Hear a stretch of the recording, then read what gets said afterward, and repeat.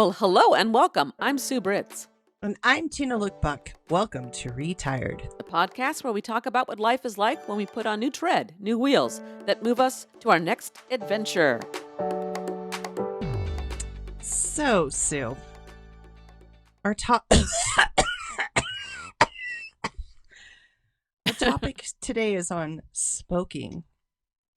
To smoke or not to smoke? That is the question. Is that what this one's about? To smoke or Yes, not it to is. smoke? We're going to talk Oh, about smoking. So this sounds either like we're becoming medical advisors, or this is a very personal take on the question of to smoke or not to smoke. Or why we smoke.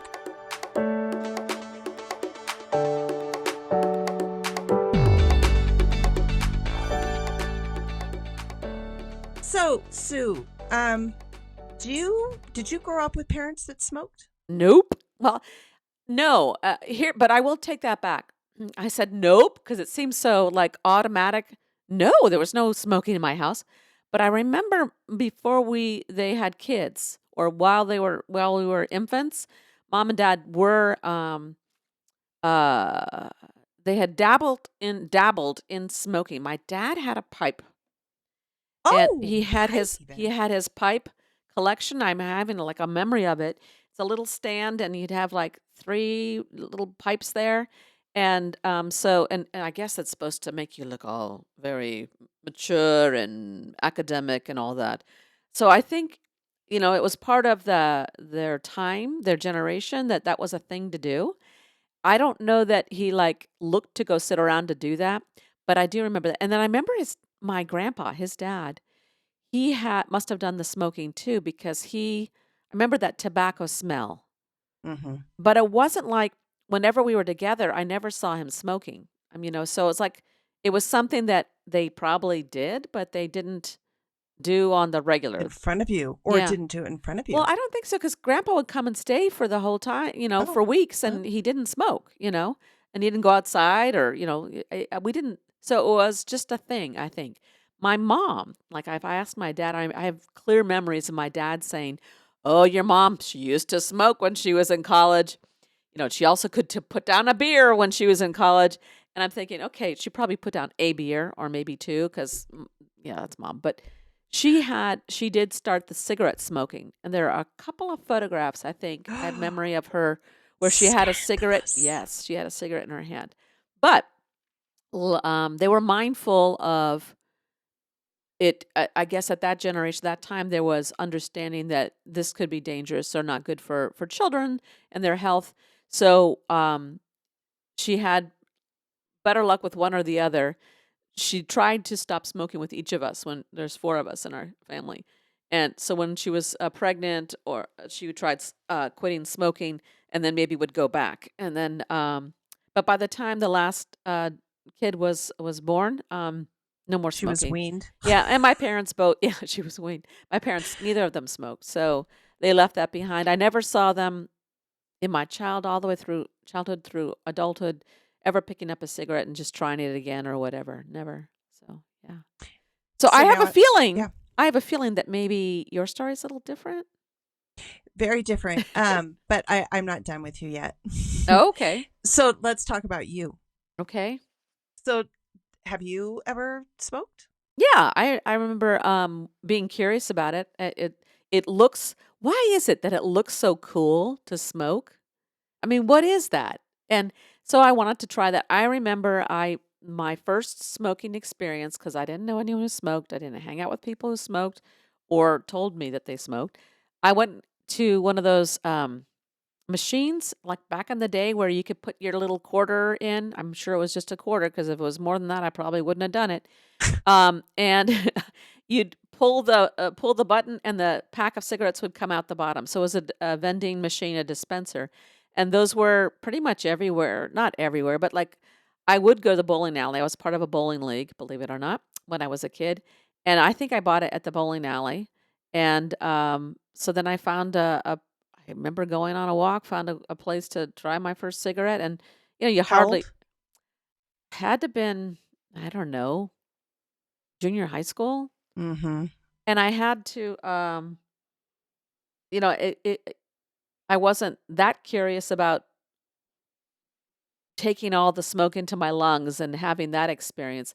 It was more about lighting the cigarette. I love Yep. starting campfires, so I'm a little bit of pyromaniac in that Yeah, respect. I have I that like too. that cigarette, light it up, take a little puff, And that and then first smell of it, the first yes. light up smell. And then holding it in your fingers just so, and then trying to look more comfortable with it, and then, putting your finger on the end your thumb on the end of it to hold, I don't know. So I only took little puffs. I didn't, like, gag. I never gagged on it because I never, like, inhaled through I didn't wanna do the out Yeah, in through down your deep into the right, lung. and then out through your nose in a giant cloud. I never wanted to do that. Smoke out of the nose is not sexy. No, and then I like the idea of the smoke circles. So I would gather it in my mouth and then I learned how to do the smoke circles. That was fun. Smoke rings. But Smoke rings. yeah, I mean, that's how I started. The only other time that I really smoked was um when I was in Spain, that junior year abroad. Uh-huh, that's what I figured, You yeah. know, everyone Yeah. smoked. I mean, oh my God, everyone smoked. And people said the best defense to that is to smoke yourself. And I'm like, okay, whatever, I'll give it a whirl. It lasted like 2 months. And then I was like, oh my God, I just can't. My throat's always been my Achilles heel. Couldn't do it. And it was just horrible. I got so sick and had colds. And so I didn't smoke then. You know what I find fascinating is why is it that it's so addictive to some and for others it's like for you, it no, the payoff wasn't right. The payoff did not feel good. There was no payoff. I never felt like it's the same thing with coffee. I never felt like it's doing something to me that I'm feeling altered, or that I need it or that it does something for me. Yeah, doesn't I don't relate. What about you, Tina? What's your smoke experience with your family? Well, I think throughout the world there was a whole lot of smoking, especially during my parents' generation, and they were a little bit older. So my mom was close to 36 when she had me. So I was born in 68. So it was kind of like in the height of cocktail hour with cigarettes, right? Yeah. Yeah. So cocktail hour could be another topic at a later time. But they kind of literally went hand in hand. And because my parents were from Norway and smoking there was rampant too. I think maybe even more than the States, Yeah. really. So they smoked a lot. And one of my first memories and thinking about them smoking is just the suffering I endured as we drove around Oh in the God. winter Oh. with the windows rolled up in the back of a Oh. Volkswagen where there is no Oh back window to God. roll down. So you have no control. And I would just put my sweater, turtleneck, whatever up and Oh. breathe through a filter. I was dying and they had no compassion, awareness, even though I'm like dying and begging them to unroll the window. Wow. So I think there was a little bit of resentment, I think, Oh, you with the think? smoking. You Yeah. think? So I really had oh, and then the second thing that I used to get kind of upset about, and think about this now. So we have a little market that's probably about a half a mile away from my house. And my mom would write a note and say, please let Tina buy a carton of cigarettes. And I was like all of 7. And I am like having to be the one to go because my mom was busy working. My dad was working. So I'm the one that's bringing the check and the note at my little 7-year-old self, walking to the store to buy them I call them coffin sticks at a later time, buying them their cigarettes. I'm supplying their habit. I was the Yeah. tool to their habit and I resented it because I didn't necessarily Wow. want to do it. I didn't want Wow. to get them and I didn't want to go on a walk. And now these are the things that suffocate me in the winter. So Yeah. I had a lot of resentment. But of course, as you said, junior high rolls around and junior high is junior high. So I think I was either 5th or 6th grade. And I remember, I think, stealing a couple of cigarettes. Like, Ooh, oh, and by the way, my from your parents, parents, right? from my parents. Okay. But, Easy do you know what? access. Do you know what they smoked per day at the peak of their smokingness? Probably 2 boxes apiece. 3 packs Oh my per God. 6. Holy crap. Wow. Right. Yes. So Wow. they were truly addicts. And it was all the time. all the time. So my house stunk. And then I'm going to go to high school. So, yeah. So I took a couple of cigarettes. I remember I tried smoking them by myself behind my house, actually, my current home, even. I could tell you where. And I didn't love it. Yeah. I'm like, like I should love it. They love it. So many people love You're it. probably addicted already with all the Eh, secondhand smoke you've got. right. Well, no, maybe I just had enough fill, of the cigarette smoke. Yeah, right. It already filled it. But anyway, so then the scarring event happened. So I never smoked really. Again, I tried it a couple of times like that. So I'm in high school and really my nickname was Patty Puritan because I didn't drink, I didn't do drugs, I didn't have sex, like I was truly pure. And so my chemistry teacher called me out of class. And I really respected him, even though I always cheated on my homework, but Oh, never a you weren't such a test. Puritan then, eh? Not in that realm, not in the copying of homework, but never a test, just so you know. So every test I earned, I earned. Anyway, he calls me outside and he said, Tina, I am really concerned. I'm like, what?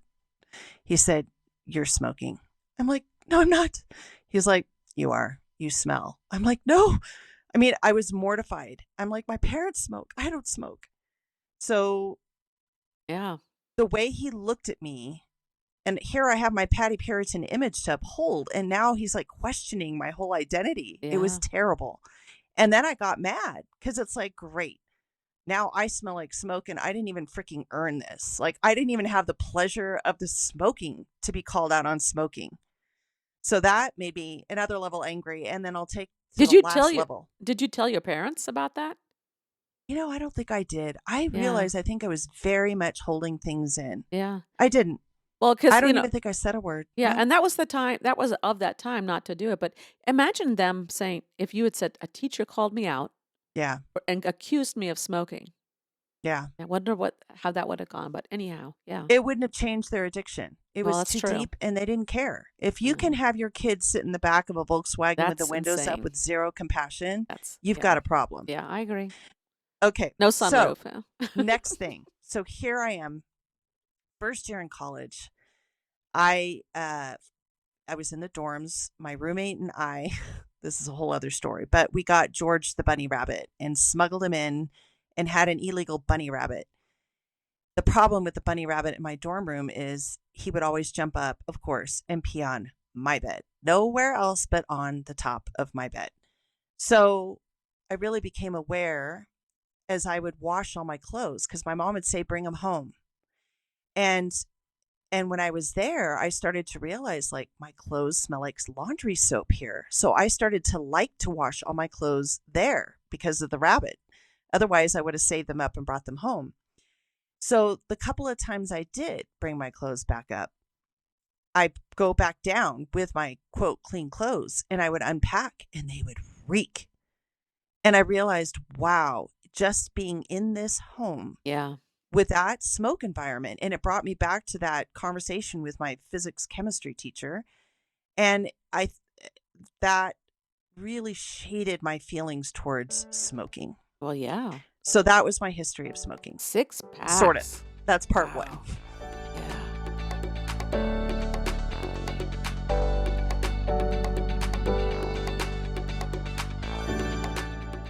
Let's hear part 2, Tina. So part two, it still goes back into my childhood, but my parents had a really good friend and his name was Al. And Al would come over and he'd always have a cigar sitting in the pocket of his shirt and he would twist it in his mouth and roll it and suck on it. And sometimes he'd smoke it and I would just love the smell. It was different from a cigarette. So I would just look at him and I just thought, what a fun thing. Like it's kind of like an adult pacifier and it's kind of cool. And I love the way it smells. So fast forward. I think I'm 29. I'm with my ex-husband and our best friend couple, and we're in Costa Rica. And I'm feeling free, like the freest I've ever felt. We're just on this island and we went to this little village, which was kind of like where all the expats would live, and it was a great night. We had great food, and we're going through the little shops, and I see a cigar. And I looked at it and I thought, you know what? I'm an adult now. Like, I can do this. And so I decided I was going to smoke my first cigar.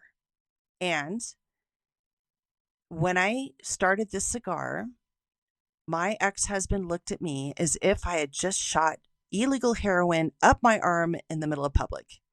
He was so disgusted with me, at me, looking at me. It was horrific. And he would not even look or talk to me for over 24 hours because I stayed with my friends who also smoke a cigar with me, a man and a woman, right? So I'm not the only woman, because it's not a big deal. And I'm astounded because I'm like, this isn't even like hardcore drugs. This is not even illegal. Like, this is nothing. And it's healthier than a cigarette. It doesn't even have a filter with chemicals. It's just rolled freaking tobacco. All right. We'll pause there. And then we're going to go fast forward. So when I knew my marriage was coming to an end and I was going to separate, the night of my separation was the night of my liberation. It was the most painful experience telling my kids, but it was this absolute relief to think that I can make decisions for myself. And in order to celebrate and go into my own, like to be my own person without punishment, I decided to begin cigar smoking. So that night, I went over to my friend's house and I sat down and had my first cigar on purpose. I had it planned that this would be my celebratory act for having had the courage. And then it became a thing where every day I just wanted to celebrate and prove that I could, because there was no one to punish me through silence or bad looks for something that isn't even illegal. So I took on cigar smoking, and that ended up leading me to the greatest friendship ever by meeting Maria at the cigar shop. And how that happened was, and this is kind of a cute story, sad story, good story. So my mother at that point was at an Alzheimer's unit and had very few lucid days. And I had been getting all my cigars online through a place in Florida because I was too embarrassed to go into a man's world to go buy a cigar. But I had a friend that said there is a great shop in Sacramento and it's run by a woman. And I'm like, oh, I could go. So I had gone to visit my mom. It was a Friday and I had visited her after work. And she said, where are you going? It was one of her lucid days. And I said, you know what, Mom? I've taken up cigar smoking. And by the way, my parents ended up quitting, but they were very anti-smoking. And my mom's like, no. And I said, you are so welcome to come with me, but there shall be no judgment. After all, you almost killed me off with your cigarette smoking. So I'm going to go to a store in Sac and I'm going to buy and smoke a cigar. And if you can handle that, you can come. So my mom, she said, I'll come. I'll say nothing. So I bring my mom into my Mustang convertible with a bike rack on the back, collapsed her walker, strapped it to the back of my Mustang. So I've got this walker strapped to the back of a sports car. My mom barely able to get in to the car. And we drive to the cigar shop first time. And it was so cute. So I take off my mom's little walker and I, get it all ready for her to walk. And we're walking up the ramp. And from the outside, it looks like a scary joint. It's not in the best part of town. Yeah, sketch. And there's bars outside the window. There's been graffiti, but I walked in and I almost started to cry. And so did my mom. We just stood there because it was paradise. The place, the room that you could buy the cigars in was just gorgeous. It was like all these little newborn babies in a hospital, and they're all just so cute and precious, every single one. Like, God. It was so cute. It was I've like never heard of that kind of comparison description I know, of it. it's so weird, but I loved it. I mean, I just looked at it. They were all these little nested in different colors and shapes and sizes and smells, and some of them are vanilla scented and some had cognac flavor on it. And they were just, and it was so beautiful. It was such an elegant room, and the smoking lounge had leather chairs and deep rich colors and nice, floor tiles, and it was just gorgeous. So this place is gorgeous. My mom and I just stood there holding hands in awe. And then I go in and here's Maria. And And I look over at her and she's like, "Hi, how can I help you? Is this for your husband, your boyfriend?" And I'm like, "Actually, this is for me. I've taken up cigar smoking and I hear you're the one that runs this place. And so I'm not scared to be here." And You so said that? then, You said, "I'm not scared to be here?" yeah, like something like to that effect. Like I'm here because you're a woman running this shop. And Okay. so I feel comfortable. That's why I'm here. And then the more she started talking, I'm like, "What language do you speak?" I mean, duh, if you think about it, I'm in a cigar shop. What's it going to be? Turkish? And but actually there's a lot of Arabics that So own that you cigar caught an shops now. accent in her, I and did, you're I like, so did. And that then was your she's way like, of "Well, asking. I'm Cuban." And I'm like, "Oh, well, I'm a Spanish immersion teacher." And then I flipped over into the Spanish and we just became instant friends. It was the weirdest thing. But what made that day special, in addition to the cigars, was my mom and I used to have this sweet ritual where we would always go shopping when I was in high school. And then after we looked at everything, we would go and have an espresso coffee with like little cookies. And then we would talk about what we saw and what I would want to buy. And then we go back and purchase it. Or we'd purchase it and then go have our coffee. And it was just nice. And and then Maria looks at me and she said, "Oh, would you guys like to have a Cuban coffee?" And my mom's like, "Yes." Like, my mom is actually so happy to be here because it's not like a sleazy, cheesy place. It's so elegant. And then here's Maria with all the hospitality. And so she brings us these little espressos and these little espresso cups. And both of us just remembered our special times. Oh, I'm going to get all sentimental. God, you think I'd be done with this story. And it ended up being the last time we had espressos together before she passed away. And what a beautiful memory. And to have Maria connected and to have such a special experience with my mom. And then to meet the beginning of like the greatest friendship ever. Really sacred. So she got to meet my mom. My mom got to meet her, which she ended up really enjoying her and liking her. So that's my memory. And from that point forward, I have been smoking cigars. So now let's roll forward.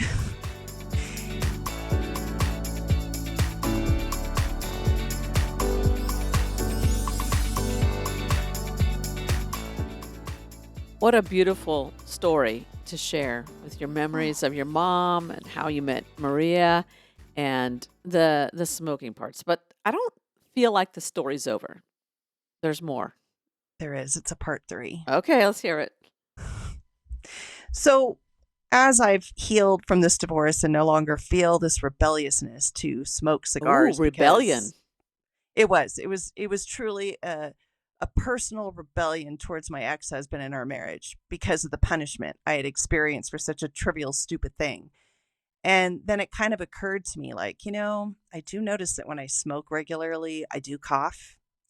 And I remember my parents, the same thing. Like, I would look at them and they're like, "Oh, no, it has nothing to do with smoking." And of course it did, Oh, God. because they Oh, stopped and then it jeez. stopped. And so I started to realize, like, perhaps I'm just hurting myself now. Like, this isn't such a cool thing to be doing to my body. And as I'm healing, I'm paying more attention to my body. And, by the time I get down to the end of the cigar, now I know what Nick sick means. Like, you kind of do get swirly because the intensity of the nicotine is very strong and it can make you nauseous. It can make you want to eat to fix that nausea feeling. Like, and I think the more I heal, the more in tune I am with my body. And I think when I was in the middle of crisis, with estrangement, my parents dying, the horrificness of the divorce, I was so out of tune with my body, Sue, that I couldn't even feel the symptoms of being sick. I was just like a shaking mess in some ways, or just overwhelmed with life and not even in tune. And now that I am in tune, yeah, I'm noticing that there are some not great secondhand, or not secondhand, but consequences to the Yeah, smoking. So I've absolutely. really tried to cut it down, but the final straw sadly happened this summer. So when I moved down here, I was very lazy at getting a new dentist because I didn't want to have to form a new relationship, find one that I liked. It was just hard, but I finally made it through the door. And it had been 3 years since I had a proper cleaning, and I used to get it done every 6 months. And so they went in there, and even though I flossed every day, brushed every day, I'm saying this as a plug to all of you, do not put off the cleanings because it really scrapes off the tartar, which gets down into your roots, really, of your teeth. It's so important you get in and get those scrapings from the metal tools to really keep your teeth clean. So, anyway, they looked at me and they said, "You smoke?" God damn it. Yes. They're like, "So, we're not going to judge you and we're not going to like force you to quit." They said that? Yeah.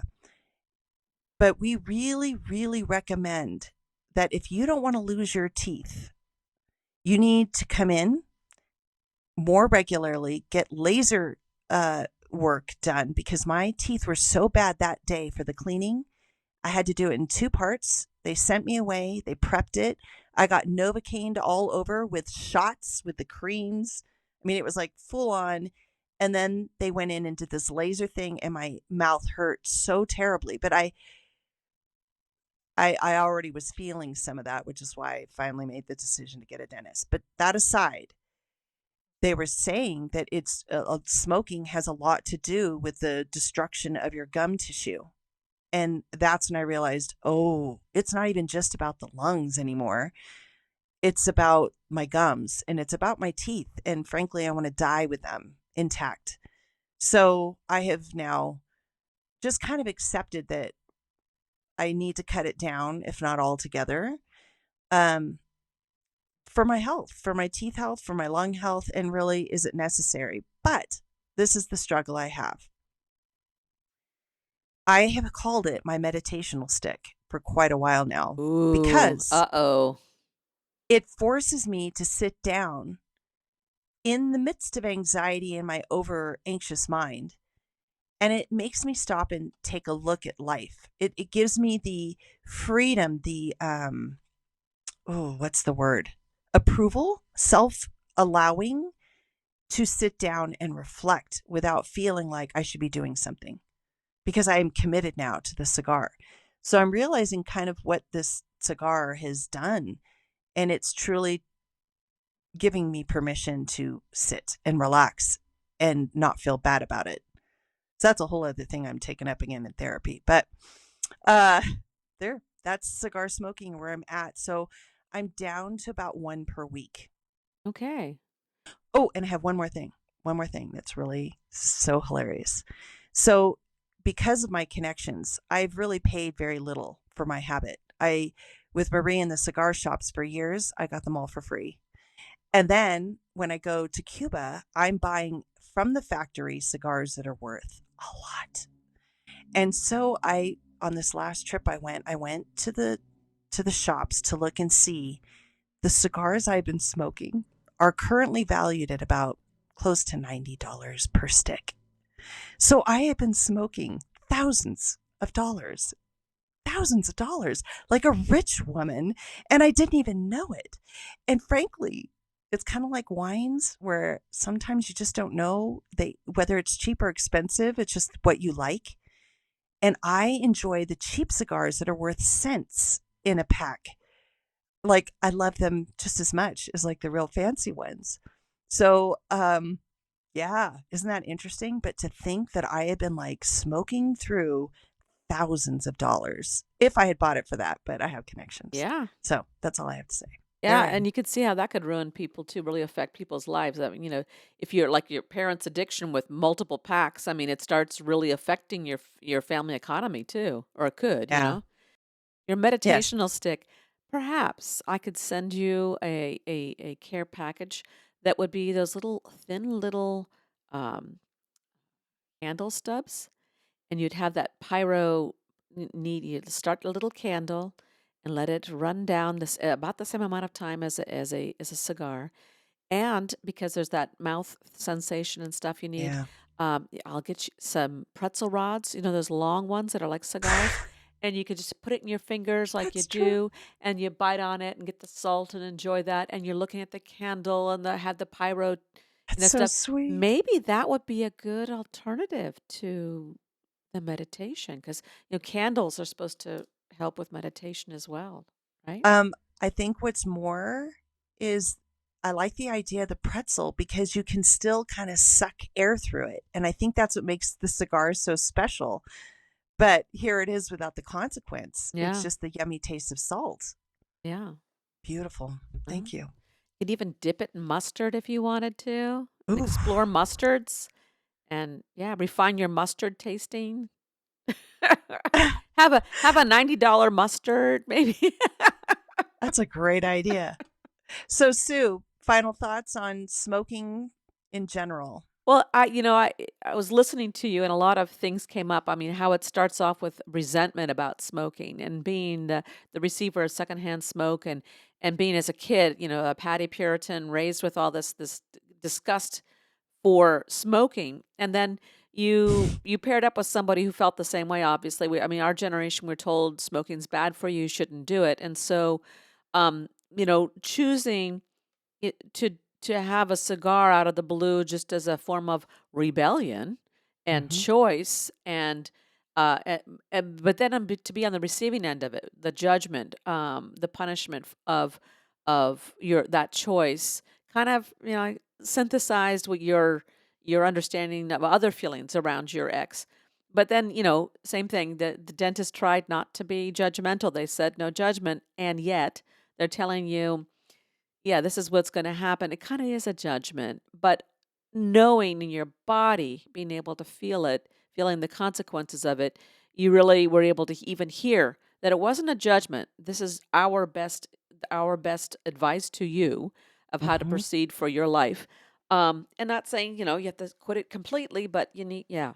So, it's an interesting um journey through all of the things, through the negative and the rejection of it to embracing the rebellion at an older age. It's a good tale, a good story. Thank you. And I don't think I mean I've dallied a couple times in cigars, but it's too much for me. And indoors, no way. No way. Yeah, and just a few puffs. It's fun. Um, but it never like I didn't have to have it. It didn't get me as a meditational stick. Yeah. So Right. I'm glad you're making the choice to um to really think about all of this and what it's meant to you and make choices for yourself and your health. So yay.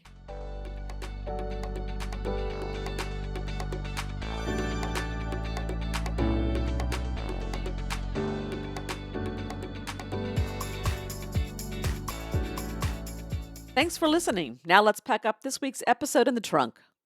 Ride shotgun and be a part of our adventure by clicking on the plus sign to subscribe and follow our show. This will help our ratings and, more importantly, inspire us to keep creating fun and engaging content. We would love to hear from you in the comment sections or email us at retiredpodcastnewtred@gmail.com. Use the fast track lane by sharing episodes with friends, family, and anyone who would like to join us on a road trip through retirement. Be sure to check the show notes for links and contact information. Retired is chauffeured by Sue Britz and Tina Lookbakk. It is produced, directed, and edited by me, Sue Britz. Music and graphics are by me too. Buckle up and tune in next week so that you won't miss your chance to join our retired road trip.